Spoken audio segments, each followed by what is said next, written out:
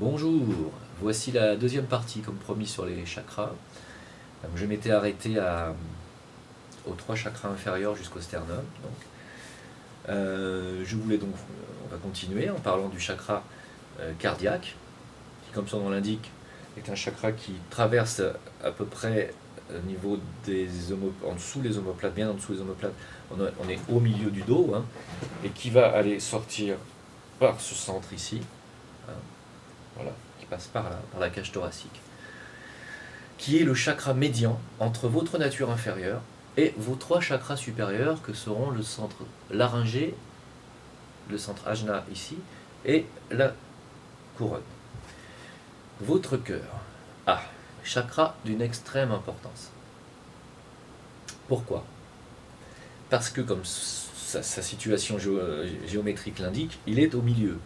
Il est au milieu déjà. Donc, c'est lui qui va relier votre nature inférieure à votre nature supérieure. C'est par lui que passe la grande réconciliation de ces deux natures. C'est par lui que passe la grande réconciliation des humains coupés de leur source avec leur source. Comprenez-vous? Que représente ce chakra? D'abord, primo, ce chakra que l'on appelle Anahata, auquel correspond la couleur verte et rose. Il y a deux couleurs sur ce chakra, vert et rose. Le rose étant à l'intérieur, le vert étant autour, comme une pastèque. Pastèque est rose à l'intérieur et verte autour. Voilà, imaginez-vous une pastèque, c'est la couleur de ce chakra. Ou d'une tourmaline melon d'eau. Si vous connaissez la tourmaline melon d'eau, je vous conseille de vous y intéresser, c'est un cristal absolument magnifique et qui est constitué de la même façon, rose à l'intérieur, vert à l'extérieur, c'est sublime. Il est lié à la glande endocrine qui s'appelle le thymus. Le thymus qui régule la fonction cardiaque, qui est également responsable de votre croissance quand vous êtes encore adolescent, puis qui est une glande endocrine qui va plutôt s'atrophier avec l'âge et qui va se contenter à la régulation cardiaque et à la sécrétion d'une hormone dont j'ai oublié le nom. Bon, c'est pas très très important en réalité. Ce qui est important, c'est plutôt la fonction du chakra. Le chakra cardiaque correspond à votre amour inconditionnel. Alors, on a parlé du plexus solaire qui correspondait à l'amour conditionnel, à l'attachement émotionnel. Là, on n'est plus du tout dans l'amour conditionnel, mais dans l'amour inconditionnel et dans le détachement émotionnel. Quelle est la différence entre attachement et détachement? C'est une notion extrêmement importante à comprendre en spiritualité et en occultisme. Pourquoi? Parce qu'un être qui est encore dans l'attachement émotionnel n'est pas un être qui a son autonomie affective. C'est un être qui a encore besoin qu'on s'occupe de lui, qui a encore besoin de reconnaissance, qui a besoin d'affection, qui a besoin qu'on le regarde, qu'on fasse attention à lui, etc. Il n'est pas quelqu'un qui rayonne par son propre rayonnement. Voilà. Donc il ne peut pas être spirituellement quelqu'un de valable, puisqu'il est encore dans l'attachement, il a la peur du regard des autres. Le regard des autres est très important pour lui par rapport à sa façon de penser, d'agir. Est-ce que j'ai bien fait? Voilà, il n'est absolument pas dans l'autonomie. Il n'est pas autonome. Il n'est pas encore accompli. Il est dans l'attachement et il a peur de perdre les êtres qu'il aime. Il a tellement peur de perdre les êtres qu'il aime qu'il ferait n'importe quoi pour ne pas les perdre. Alors que dans le cœur, dans l'amour inconditionnel, c'est je t'aime tel que tu es. Je ne demande rien d'autre. Je te donne ce que j'ai à te donner. Si toi tu veux me donner quelque chose, ça te regarde, mais moi, ce que je viens de te donner, je ne te demande rien en échange. Quand vous voyez un animal qui souffre, vous le prenez, vous le sauvez, vous l'emmenez chez le vétérinaire, vous payez ses frais médicaux, vous le remettez soit dans la rue dans de bonnes conditions, soit vous le donnez à quelqu'un, soit vous le gardez. Ce que vous venez de faire est un acte d'amour inconditionnel. Parce que vous savez que de toute façon l'animal ne pourra pas vous le rendre, ce que vous venez de faire. Hein. À moins que vous le gardiez avec vous, qu'il vous donne tout l'amour qu'il a à vous donner jusqu'à la fin de ses jours, parce que les animaux, de toute façon, les animaux domestiques ne savent rien faire d'autre que vous donner tout leur amour. Voilà. Il n'y a pas plus bel exemple d'amour inconditionnel qu'un animal, si ce n'est qu'il vous donne tout votre amour tant que vous le nourrissez et tant que vous prenez soin de lui, que vous lui offrez un toit. Mais quand même, il vous donne un amour énorme. énorme. Donc, l'amour inconditionnel, c'est ça, c'est l'altruisme, la compassion, le don de soi. Le don de soi. Est-ce que je suis capable dans ma journée de donner 1 heure, 2 heures, la moitié de la journée à des causes où je vais faire du bien autour de moi sans que ça me rapporte quoi que ce soit, mais juste parce que j'ai du temps libre et que pourquoi ne pas aider mon prochain. Voilà. Quand on en arrive là, on est dans le fonctionnement du cœur. Ce sont les valeurs de l'âme. Le cœur est attaché à l'âme. Hein? Le souffle, la cordelette d'argent, la cordelette de vie, est attachée à notre corps par 3 endroits. Parce que c'est une triple cordelette d'argent. En réalité, ce que les gens ne savent pas, les gens croient que la cordelette d'argent qui nous maintient en contact avec notre âme est uniquement accrochée dans le cœur. Elle est accrochée dans le cœur au niveau du ventricule gauche, mais elle est aussi accrochée dans le foie et elle est aussi accrochée dans notre hypophyse.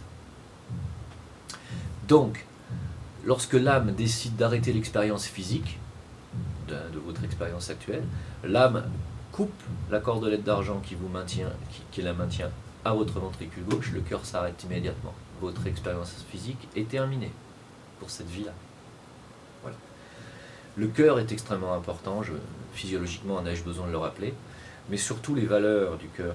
Pour les gens qui ont des douleurs thoraciques, des douleurs cardiaques sans savoir pourquoi, c'est parce que leur âme leur dit développe ton altruisme, développe ta compassion, développe le don de soi.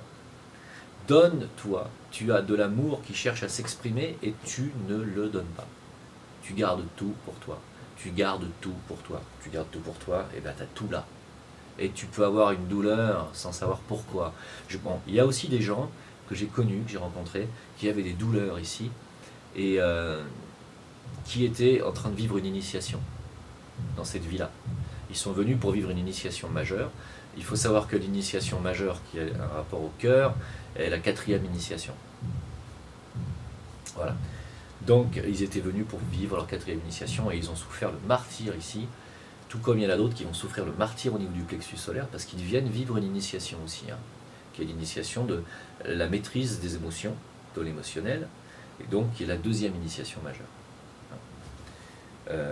2e initiation majeure, et pardon, j'ai dit 4e, c'est la 3e initiation majeure, c'est l'initiation du cœur. Voilà, donc, parce qu'il y a des gens qui souffrent terriblement du plexus solaire aussi, et ces souffrances, si elles n'ont pas de raison particulière, peuvent être aussi le symptôme d'une accélération de la vibration de votre chakra, et donc ça va occasionner des douleurs terribles, parce que vous ne savez pas ce que c'est, vous ne savez pas les gérer, et vous ne savez pas les canaliser. Voilà, pour le cœur, c'est très important. Je voudrais quand même vous rappeler une chose, c'est que vos chakras, quand je vous explique, quand je vous dis que ceux du bas fonctionnent normalement relativement bien, et que les roues, ensuite, les chakras du haut sont plutôt au ralenti, il ne sert strictement à rien, et c'est même extrêmement dangereux, je vous le déconseille, de faire des exercices de yoga ou quoi que ce soit, ou de respiration, pour essayer d'accélérer la vitesse de vos chakras, ou de faire des méditations pour essayer de déclencher la vitesse des chakras. Ne faites pas ça. Ne vous amusez pas à l'apprenti sorcier avec vos chakras. Si les chakras tournent à une certaine vitesse, c'est parce que pour l'instant, votre état vibratoire ne nécessite pas que vos chakras tournent plus vite que cela. Si vous changez votre état d'esprit, si vous faites de la méditation pour développer vos qualités du cœur, développer votre altruisme, être de moins en moins matérialiste et de plus en plus tourné vers les autres, vers le don de soi, et tourné vers votre source et vers votre présence Ayam, votre présence lumineuse, dont je parlerai également dans une autre vidéo, plus vous développerez ces qualités-là, plus vos chakras vont se mettre à vibrer et à tourner à une vitesse plus importante naturellement. Ne cherchez pas à les accélérer de façon artificielle, vous allez avoir des problèmes, de gros problèmes. Car tout ce qui se passe dans l'énergétique et donc dans notre corps éthérique et donc dans nos chakras se répercute immédiatement dans notre corps physique. Sachez-le, ne jouez pas aux apprentis sorciers avec votre corps éthérique et avec vos chakras. Je vous mets en garde. Il y a eu des cas de combustion spontanée où les gens prennent feu, et ce ne sont pas des foutaises, parce qu'il faut savoir que nous avons des énergies dans nos corps qui sont des énergies surpuissantes, comme la Kundalini, dont je n'ai pas encore parlé. Je vous parlerai peut-être soit dans une autre vidéo, soit à la fin de celle-là, qui est une énergie, qui est l'énergie de la matière première, la matière prima, qui est levée en bas de votre chakra de la base, et cette énergie Kundalini s'éveille et s'élève le long de votre colonne vertébrale tel un serpent, et elle s'élève à votre rythme, au rythme de votre spiritualité et de la façon dont vous savez élever vos vibrations. Si vous tentez de faire monter cette Kundalini artificiellement par des exercices respiratoires ou des incantations, tout ce que vous allez faire, c'est que vous allez brûler vos tissus éthériques, je dis bien éthériques, et qui dit brûlure du tissu éthérique dit arrêt du fonctionnement des organes physiologiques qui correspondent. Alors, ne jouez pas avec la Kundalini, ne jouez pas avec vos chakras. Ça va se faire tout seul si vous appliquez des règles qui sont maintenant millénaires et qui ont été pratiquées elles-mêmes par des êtres qui ont passé beaucoup de temps et beaucoup de vie pour nous expliquer comment il fallait faire. Pourquoi aller jouer à l'apprenti sorcier, à vouloir faire vous-même des choses que vous ne maîtrisez pas? Faites extrêmement attention. Ensuite vient le chakra de la gorge. Alors le chakra laryngé, Vishuddha, Anahata, Vishuddha, Manipura, Svatisthana et Muladhara. Voilà pour les noms sanscrits. Vishuddha chakra, Ajna chakra, Sahasrara chakra. Vishuddha. Donc c'est le centre de la gorge, lié à la glande endocrine thyroïde, qui sécrète la thyroxine, entre autres. Qu'est-ce que ce chakra? C'est le chakra de la créativité. Voilà. C'est le chakra de la créativité et c'est aussi le chakra de l'intelligence. Alors, contrairement à ce qu'on pourrait croire, c'est pas le chakra d'ici, ni le chakra d'ici qui est lié avec l'intelligence, c'est celui-là. La preuve est que les scientifiques avaient découvert une maladie au début du 19e siècle ou du 18e siècle, je ne sais plus, 19e siècle, je crois, qu'ils ont appelé l'idiotie. Ils se sont rendus compte que chez les personnes qui avaient plutôt un retard mental, avaient une grosse déficience en thyroxine. Et quand on leur faisait des injections de thyroxine, on s'est rendu compte que ça rendait leur capacité mentale pratiquement normale. Et on s'est aperçu donc que l'idiotie, donc le développement des capacités intellectuelles, était en rapport avec la thyroïde et donc la sécrétion de thyroxine. Comme par hasard, la science ancestrale des chakras nous a appris que ce centre-là était le centre de l'intellect, du mental, de l'intelligence, et également de l'énergie créatrice, de l'imagination créatrice. Voilà, qui correspond encore une fois à ce que nous apprend la science, à ce que découvre la science officielle. Donc, ce centre-là, qui va faire utilisation du verbe, vous permet d'exprimer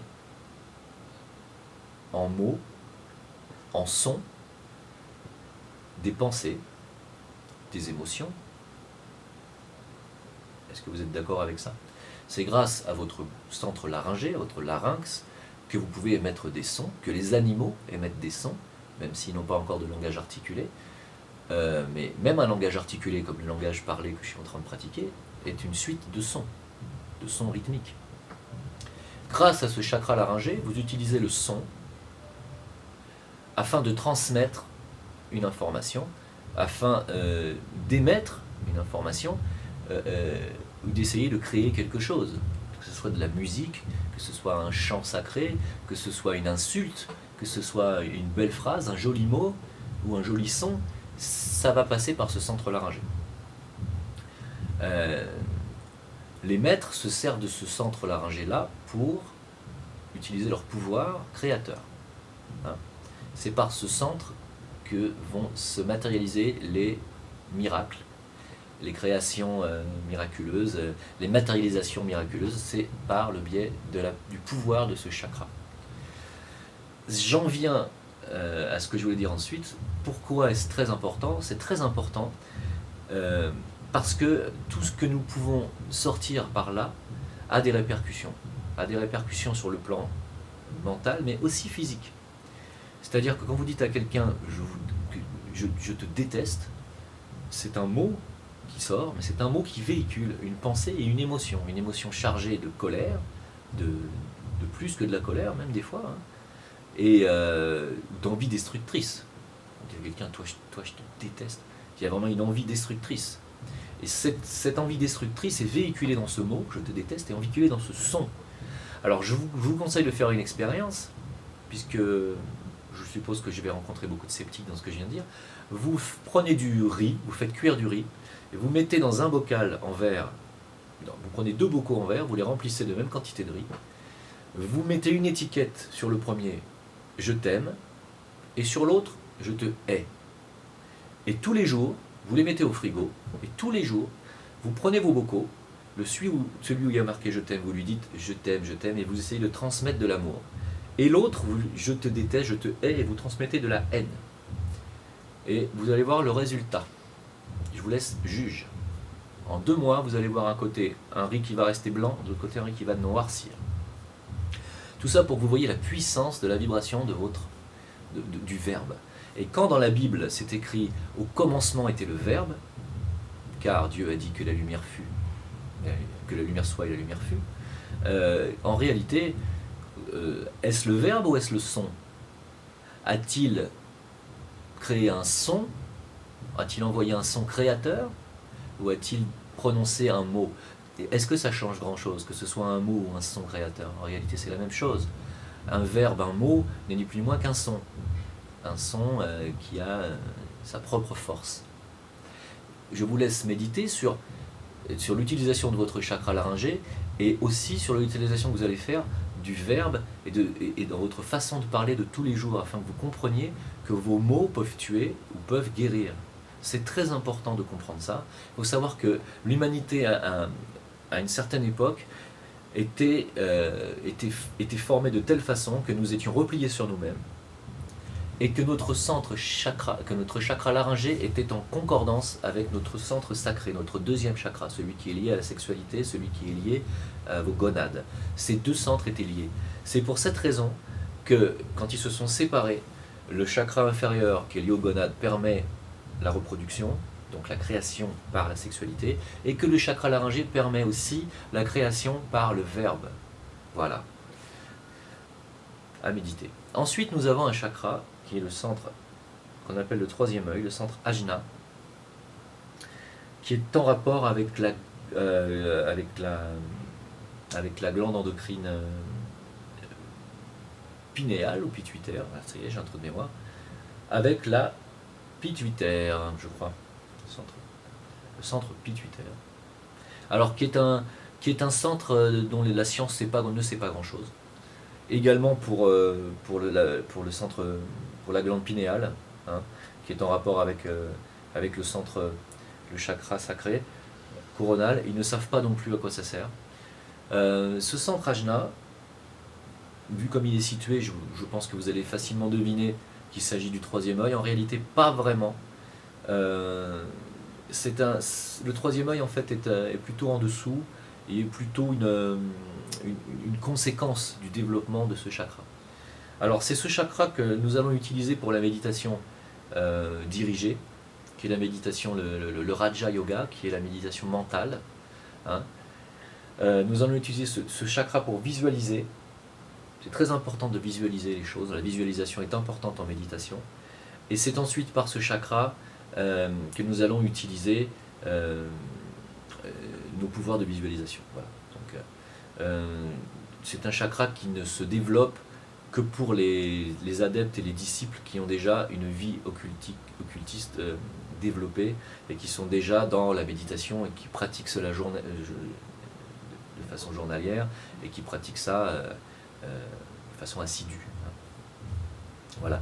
Donc c'est un chakra, cette roue, ce centre de force, ce chakra-là va se mettre à tourner au fur et à mesure que vous allez méditer et que vous allez vous développer, dans la direction vers votre âme. Donc ensuite vient le centre coronal, qui est le centre aux 1000 pétales. Alors, ce centre coronal, en fait, ne s'ouvre réellement qu'après la 4e initiation majeure. Hein. Et c'est un centre qui correspond à l'illumination de Bouddha, celle que Bouddha a vécue. Mais qu'est-ce que l'illumination? L'illumination, c'est la conséquence de la construction de votre Antakarana. Qu'est-ce que l'Antakarana? L'Antakarana est un pont de lumière que vous allez construire quand vous méditez afin de créer un lien lumineux entre votre moi, votre ego, votre nature inférieure et votre âme. Sachez que à chaque fois que vous ferez un effort de construction de l'Antakarana vers l'âme, l'âme fera le même effort pour construire l'autre moitié de l'Antakarana et qui vont finir par fusionner. Cet Antakarana, lorsqu'il est construit, conçu, et qu'il est totalement ouvert, ce canal va laisser passer dans votre cerveau physique la lumière de l'âme et va vous inonder de lumière. C'est ce qu'on appelle l'illumination. Cette illumination n'est pas totalement possible tant que tous les chakras ne sont pas parfaitement opérationnels. Voilà. Toutefois, il est tout à fait possible, même si vos chakras ne sont pas encore opérationnels, par une méditation bien faite et journellement bien faite, avec de la volonté et bien axée dans la lumière de l'âme, il est possible d'en construire une partie et déjà d'être partiellement illuminé et d'avoir déjà des bribes d'informations de l'âme parce que votre canal commence à fonctionner. Ce canal de lumière est un canal indestructible. À partir du moment où vous l'avez construit, il ne se détruira plus. Voilà. D'où l'importance de la méditation et de la vie occulte. Parce que une fois que ce canal est développé, vous avez enfin cette fameuse intuition qui est développée. L'intuition qui est la connaissance directe de l'âme qui vient venir vous nourrir directement de sa connaissance. La connaissance n'est pas un processus intellectuel, hein. Ce n'est pas l'intellect. La connaissance, c'est la connaissance, c'est le savoir de l'âme, hein, qui a accès à des plans bien plus élevés que vous. Voilà. Donc, lorsque vous avez cet Antakarana qui est développé, le centre coronal s'ouvre et se met à rayonner, il est sur la couleur or. J'ai oublié de dire que le centre laryngé était de couleur bleu ciel et que le centre ajna du 3e œil est de couleur bleu foncé, qui correspond aux cristaux azurites ou lapis lazuli. Là, on est plutôt dans l'aigle marine. Là, on est dans les chakras, j'ai dit tourmaline, verte, rose, etc. Tous les chakras roses, tous les cristaux roses, tous les cristaux verts. Là, nous avons plutôt les cristaux de couleur jaune, ensuite les cristaux orange ou contenant du cuivre, c'est-à-dire qu'ils peuvent être également verts, et ensuite les cristaux de la base plutôt rouges. Et pour le cristal qui va correspondre au centre coronal, nous aurons les cristaux violets et les cristaux blancs, purs, transparents, comme les diamants, ou comme certains cristaux de roche totalement purs. Voilà, et donc les améthystes également. Donc ce centre coronal va s'ouvrir lorsque vous aurez atteint votre 4e initiation et que vous aurez développé votre Antakarana.